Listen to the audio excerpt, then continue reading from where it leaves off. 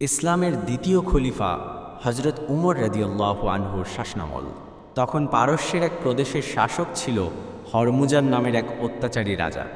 মুসলমানদের সঙ্গে তার প্রায়ই লড়াই হতো। লড়াইয়ে পরাজিত হলে তিনি বিভিন্ন শর্তে সন্ধি করতেন এবং নিজের রাজ্যে ফিরে যেতেন।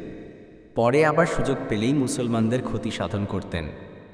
তার এমন অনৈতিক নীতির ফলে খলিফা হজরত উমর আদেশ দিলেন হরমুজানকে বন্দি করে তার দরবারে হাজির করতে। ইতোমধ্যে এক যুদ্ধে হরমুজান মুসলমানদের হাতে বন্দী হয়।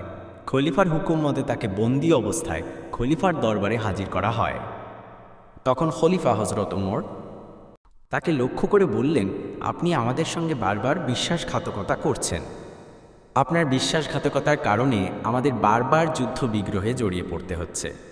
ফলে অসংখ্য মুসলিম সৈন্যকে অযথা প্রাণ দিতে হচ্ছে। তাদের অর্থ সম্পদ নষ্ট হচ্ছে।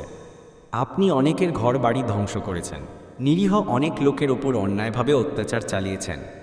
আপনাকে আর সুযোগ দেওয়া যায় না। আপনার একমাত্র শাস্তি হলো মৃত্যুদণ্ড। মৃত্যুদণ্ড কার্যকর করার পূর্বে আপনার কোনো কথা থাকলে বলতে পারেন। হরমুজান ছিল খুব সূক্ষ্ম ও কূটবুদ্ধিসম্পন্ন লোক। সুযোগ পেয়ে তিনি এক ফন্দি আঁটেন। তিনি বললেন, মহানুভব খলিফাতুল মুসলিমিন, আমার প্রচণ্ড পিপাসা পেয়েছে, দয়া করে আমাকে একটু পানি পান করতে দিন। খলিফার নির্দেশে তাকে পানি পান করতে দেওয়া হলো। সুচতুর হরমুজান পানির পাত্র হাতে নিয়ে তা পান না করে ভীতু ভীতু ভাব নিয়ে ডানে বামে তাকাতে লাগলেন।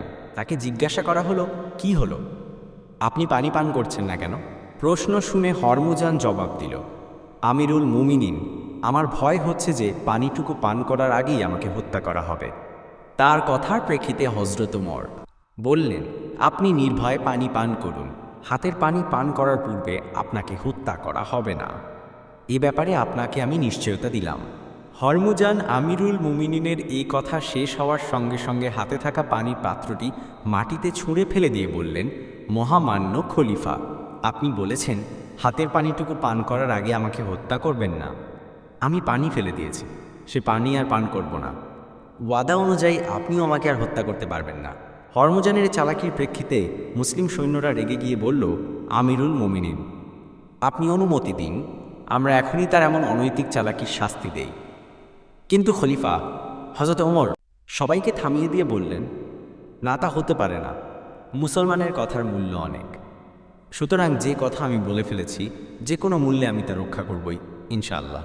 যেহেতু আমি তাকে বলেছি তার হাতের পানিটুকু পান করার পূর্বে তাকে আমি হত্যা করব না, আর সে যখন পানি পান করেনি, সুতরাং বন্দী হরমুজানকে হত্যা করা চলবে না।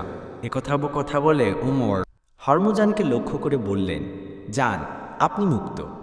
আমার কথার খেলাফ আমি করব না। সুবহানাল্লাহ, কথার কি মূল্য, ওয়াদা পালনের কি অপূর্ব নজির। হরমুজান কল্পনাও করতে পারেননি তিনি এত সহজে মুক্তি লাভ করবেন। রাসূলের প্রিয় সহচর হজরত উমরের মহানুভবতা দেখে তিনি দারুণভাবে প্রভাবিত হলেন। তিনি ভাবলেন, এই যদি হয় ইসলামের আদর্শ, তবে এর থেকে দূরে থাকা হবে আমার জন্য চরম দুর্ভাগ্যজনক। ইসলামের অতুলনীয় আদর্শে মুগ্ধ হয়ে হরমুজান ইসলাম গ্রহণ করলেন। এভাবেই যুগে যুগে ইসলামের অতুলনীয় আদর্শে মুগ্ধ হয়ে অসংখ্য মানুষ ইসলামের সুশীতল ছায়ায় আশ্রয় গ্রহণ করেছেন। বিশ্বব্যাপী ইসলাম ছড়িয়েছে আপন মহিমায়, শক্তির জোরে নয়।